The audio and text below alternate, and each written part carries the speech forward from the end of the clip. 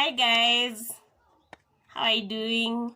Okay, so today I'm really waiting for the light, but the light is not coming out. Somebody buying me a ring light. The sun is disappointing today, and I wanted to do a video for you guys. I don't know what to do. Guys, are you seeing me well? Or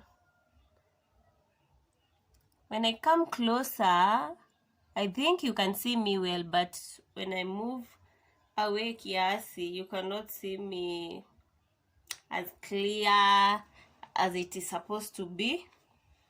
But regardless, you're going to do this video. So today, guys, as you have seen on the title, I want to show you how to use a braid as an extension. Today I'm going to do it on a ponytail. Yes, so stay tuned. And yes, if you are new here, hey, my name is Maureen. I do natural hairstyles videos, and also I do beauty and lifestyle vlogs. So welcome, and don't forget to subscribe if you haven't yet.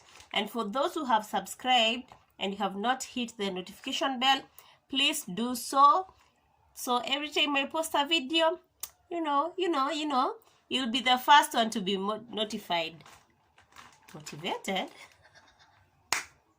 I've been watching motivation videos lately, so yes. And guys, I'm going to use Avis number 1. Yes, color 1. It's black, of course. Yes, and I'm going to use Eco Gel kama kawaida, but this round I'm going to use the white one. Recently, I've been obsessed with this white Eco Gel. It's so nice. But the one that I love the most is the green one. It has good results. Subscribe and don't skip the ads. You. Don't skip the ads.